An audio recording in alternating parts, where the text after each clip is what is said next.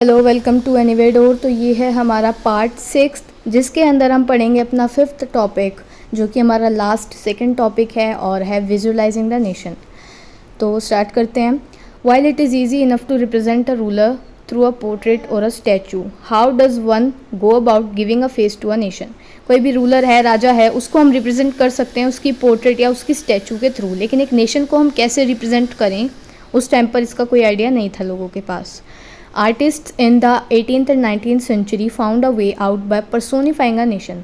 अब नेशन को जो है रिप्रेजेंट करने के लिए जो आर्टिस्ट थे 18th और 19th सेंचुरी के, उन्होंने एक तरीका निकाला और वो तरीका था नेशन को पर्सोनीफाई करने का, एक पर्सन के रूप में नेशन को रिप्रेजेंट करने का। लेकिन जो पर्सन जिसके रूप में नेशन को जो है वो रिप्रेजेंट कर रहे हैं, वो पर्सन रियल लाइफ में एग्जिस्ट नहीं करता था, वो बस ऐसे एक आइडिया होता था। अब मेल होगा वो पर्सन या फीमेल, वो यहाँ पर बताया गया है। In other words they represented a country as if it were a person. यही लिखा है कि कंट्री को ऐसे एक पर्सन के रूप में रिप्रेजेंट करना, वहाँ पर एक नया आइडिया आया और उन्होंने शुरू किया कंट्री को एक पर्सन के रूप में रिप्रेजेंट करना, लेकिन वो क्या होते थे, फीमेल फिगर्स के रूप में करते थे। Nations were then portrayed as female figures. अब जो फीमेल फिगर्स थे, जैसे कि ये है सपोज, तो इस तरीके से वो नेशन को पोर्ट्रेट करते थे, रिप्रेजेंट करते थे। लेकिन जिस भी फीमेल फिगर का वो यूज़ कर रहे हैं नेशन को रिप्रेजेंट करने के लिए, वो रियल लाइफ में एग्जिस्ट नहीं करती थी, वो सिर्फ एक आइडिया होती थी। The female form that was chosen to personify the nation did not stand for any particular woman in real life, rather it sought to give the abstract idea of the nation a concrete form. जो female जो use होती थी nation को personify करने के लिए, represent करने के लिए, वो वुमेन रियल लाइफ में एग्जिस्ट नहीं करती थी, वो बस एक आइडिया होती थी नेशन को रिप्रेजेंट करने के लिए। That is the female figure became an allegory of the nation. और फीमेल फिगर को ही नेशन की एलिगरी बना दिया, यानी कि सिंबल बना दिया। नेशन को रिप्रेजेंट करने का जो सिंबल है वो फीमेल फिगर को बना दिया गया। Will recall that during the French Revolution, artists used the female allegory to portray ideas such as liberty, justice and the republic। French revolution के टाइम पे भी जो आर्टिस्ट है उन्होंने फीमेल सिंबल्स को, फीमेल एलेगरी को ही यूज़ किया था लिबर्टी, जस्टिस और रिपब्लिक के आइडियाज़ को पोर्ट्रे करने के लिए, रिप्रेजेंट करने के लिए। These ideas were represented through specific objects और सिंबल। और इन आइडियाज़ को कोई भी स्पेसिफिक ऑब्जेक्ट या किसी सिंबल से दर्शाया जाता था। As you would remember the attributes of liberty are red cap और the broken chain, while justice is generally a blindfolded woman carrying a pair of weighing scales. जैसे कि example जैसे बोला है ना कि स्पेसिफिक ऑब्जेक्ट या symbol से दर्शाया जाता था इन सब चीज़ों को, तो यहाँ पर एग्जाम्पल दिया जैसे कि लिबर्टी को किस चीज़ से दर्शाया जाता था, रेड कैप से, ब्रोकन चेन से, जबकि जस्टिस को ब्लाइंड फोल्डेड वुमेन से दर्शाया जाता था जिसके हाथ में 2 वेइंग स्केल्स होते थे। Similar female allegories were invented by artist in the 19th century to represent the nation. और 19th सेंचुरी में सेम उसी तरह से फीमेल एलेगरीज को इन्वेंट किया गया आर्टिस्ट के द्वारा नेशन को रिप्रेजेंट करने के लिए। In France she was christened Marianne, a popular Christian name. और फ्रांस की जो एलेगरी थी, फीमेल एलेगरी थी, वो कौन थी, मैरियन, एक पॉपुलर क्रिश्चियन नेम है ये, ऑफ पीपल्स नेशन। और ये क्या दर्शाती थी, ये दर्शाती थी the idea of people's nation, यानी कि जो पूरा नेशन है लोगों का है, लोगों द्वारा बना गया। Her characteristics were drawn from those of liberty and the republic. और इसके जो कैरेक्टरिस्टिक्स थे जिनको देखकर हम पहचान सकते हैं, वो लिबर्टी और रिपब्लिक से लिए गए थे, थोड़े मैच करते थे। जैसे कि रेड कैप, ट्राई कलर, कोकेड। कोकेड मतलब जैसे इस टाइप का कोई बैच सा होता है जो हम लगाते भी हैं, ऐसा डिज़ाइनर बैच होता है जो हम अपने टी शर्ट्स वगैरह पे लगाते हैं, बट ये बैच वैसा नहीं होता था, ये कैप्स पर लगता था राजा महाराजा की पहले के टाइम पर, जैसे कैप है उस पर ऐसे रिबन्स, बैचेस वगैरह, इनको कोकेड बोलते हैं। तो स्टैचू मतलब ये जो थे ये कैरेक्टरिस्टिक्स थे कुछ। Statues of Marianne were erected in public squares to remind the people of the nation, the national symbol of unity and to persuade them to identify with it। और ये जो स्टैचू थी मैरियन की, ये लोगों में क्या दर्शाती थी, जब भी लोग इनको देखते तो उनको याद आता था एक पहली चीज़ की नेशनल सिंबल ऑफ यूनिटी, उन्हें यूनिटी याद आती थी कि हम सब एक हैं। और दूसरी जब वो इसे देखते थे तो उन्हें ये लगता था कि हम सब एक हैं, हमारे साथ पूरा नेशन है। Marianne images were marked on coins and stamps. और स्टैम्प्स और कॉइन्स पे भी ये जो फीमेल फिगर थी मैरियन, ये स्टैम्प होती थी, यानी कि इसकी पिक्चर्स आती थी मार्क्ड। सिमिलरली अब ये तो फ्रांस की बात होगी, फ्रांस की जो फीमेल एलेगरी थी वो ये थी। अब जर्मन की जो फीमेल एलेगरी थी वो थी जर्मानिया। ये दिखने में कैसी लगती थी, ये जो है एक फीमेल फिगर था जो कि ओक जो ट्री होता है उसके लीव्स को एज अ क्रोन पहनती थी सर पे, और जर्मन ओक का मतलब होता है हीरोइज्म यानी कि बहादुरी। तो यहाँ पर दिया भी गया जर्मानिया का, अब जैसे ही फीमेल है, ये रियल वर्ल्ड में एग्जिस्ट नहीं करती बट ये ऐसे इमेजिन करके बनाई गई है, जिसने यहाँ पर ओक ट्री के लीव्स पहने हैं। और ओक का मतलब जर्मनी में होता है, मतलब जर्मन में माना जाता है हीरोइज्म यानी कि बहादुरी। तो यहाँ पर एलिगरी का मतलब दिया गया है। तो नेक्स्ट टॉपिक है मतलब बस इतना ही था ये।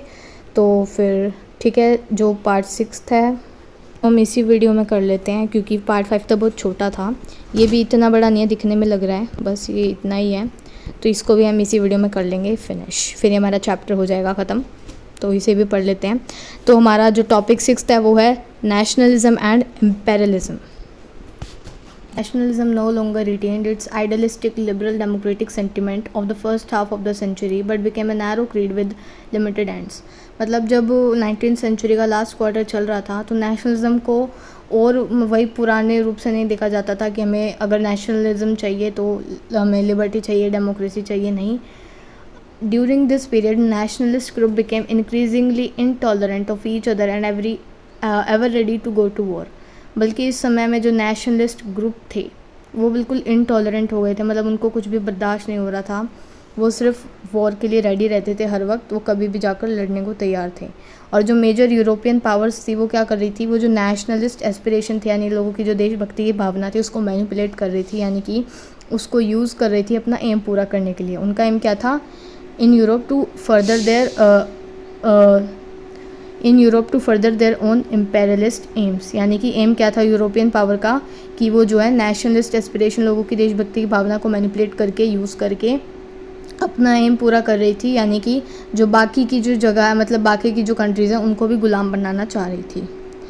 The most serious source of nationalist tension in Europe after 1871 was the area called the Balkans. अब मतलब जो नेशनलिस्ट टेंशन थी वो यूरोप में 1871 के बाद बहुत ज़्यादा फैल रही थी, और जो नेशनलिस्ट टेंशन थी वो सबसे ज़्यादा किस एरिया में फैल रही थी, बल्कान्स एरिया में, बल्कान रीजन में ये फैल रही थी। The Balkan was a region of geographical and ethnic variation comprising modern day Romania, Bulgaria, Albania, Greece, Macedonia, Croatia, Bosnia, Herzegovina, Slovenia, Serbia and Monte whose inhabitants were broadly known as slaves।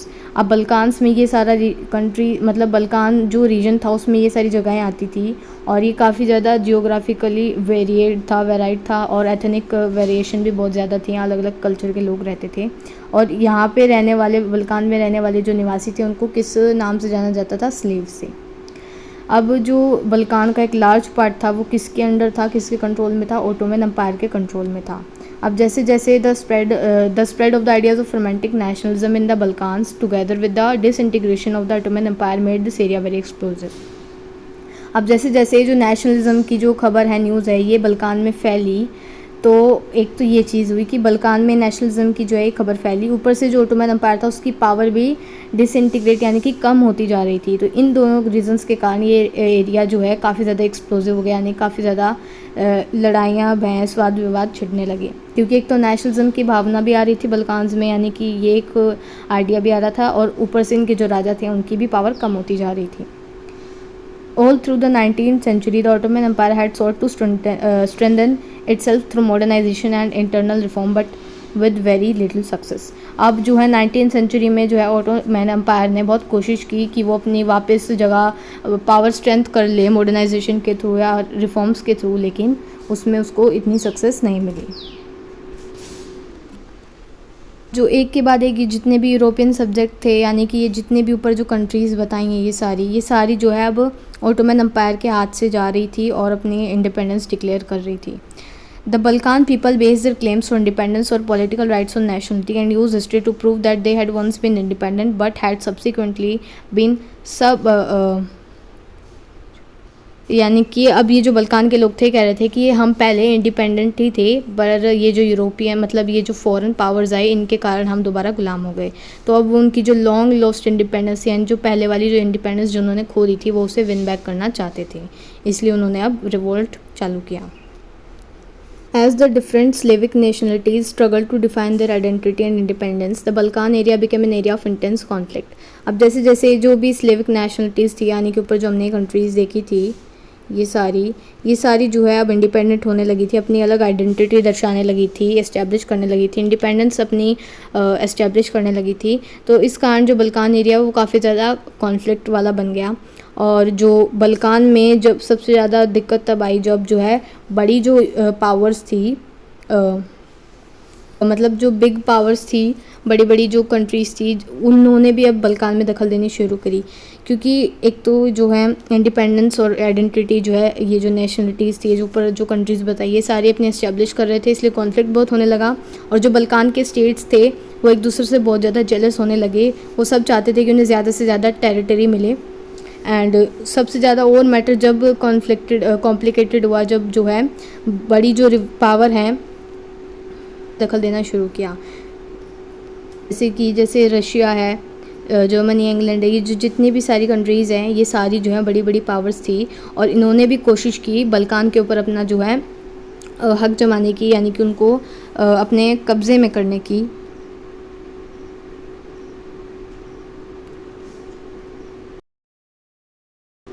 जो countries हैं ये जितनी भी powers हैं ये सारी Balkan के ऊपर जो है अपना कंट्रोल डालने की कोशिश कर रही थी, जिसके कारण एक के बाद एक वॉर्स होती गई और फाइनली फर्स्ट वर्ल्ड वॉर हो गई। Nationalism aligned with imperialism. अब जैसे कि ऊपर टॉपिक क्या था, नेशनलिज्म एंड इम्पेरियलिज्म। तो जैसे कि बताया नेशनलिज्म मतलब देशभक्ति की भावना और इम्पेरियलिज्म मतलब गुलामी।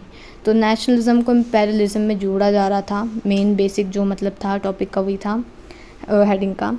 तो यहाँ पर बताया नेशनलिज्म अलाइंड विद इम्पेरियलिज्म। अब जब नेशनलिज्म इम्पेरियलिज्म से जुड़ा तो उसके बाद यूरोप में जो है डिज़ास्टर हुआ 1914 में। यानी कि मतलब जैसे हमने देखा कि जो नेशनलिज्म है वो कैसे गुलामी के साथ जुड़ गया, जैसे कि हमने पहले पढ़ा हम समझ गए। इसके कारण यूरोप में बहुत ज़्यादा डिज़ास्टर हुआ 1914 में और तभी इसी टाइम पे वर्ल्ड वॉर 1 भी हुई थी। बट मीनवाइल जो मतलब जो और कंट्रीज़ थी जिनको यूरोपियन पावर ने अपने कब्ज़े में कर रखा था, कॉलोनाइज़ कर रखा था, अब उन्होंने जो है जो इम्पेरियल डोमिनेशन है इसको अपोज करना शुरू किया, आंदोलन वगैरह चलाए। The anti imperial movements that developed everywhere were nationalist. और ये मतलब जो इंडिया में भी किए थे, जैसे यूरोप ने मतलब जो है इंडिया को भी कॉलोनाइज़ किया था, तो इंडिया के लोगों ने जो एंटी इम्पेरियल मूवमेंट्स किए थे, यानी कि जो इम्पेरियल डोमिनेशन है इसको अपोज किया था, आंदोलन किए थे आज़ादी के लिए, उन्हीं को हम एंटी इम्पेरियल मूवमेंट्स कहते हैं। और ये जो है नेशनलिस्ट द्वारा किए गए। और क्यों किए गए, ताकि इंडिपेंडेंट नेशंस बने। और जो है हुआ भी ऐसा, इंडिया बना भी था इंडिपेंडेंट नेशन एंड है अभी। And were inspired by a sense of collective national unity forged in confrontation with imperialism. European ideas of nationalism were now well replicated, for people everywhere developed their own specific variety of nationalism, but the idea that society should be organized into nation state came to be accepted as natural and universal. मतलब इसमें यही बताया गया पूरे में कि जो है नेशनलिज्म गुलामी से जुड़ गया। मतलब अब लोग नेशनलिज्म कर रहे थे, नेशन स्टेट बन रहे थे और फिर दूसरी कंट्रीज़ को गुलाम बना रहे थे, जैसे कि हमने पहले देखा। और इसी कारण यूरोप में जो है डिज़ास्टर हुआ 1914 में और वर्ल्ड वॉर 1 भी हुई।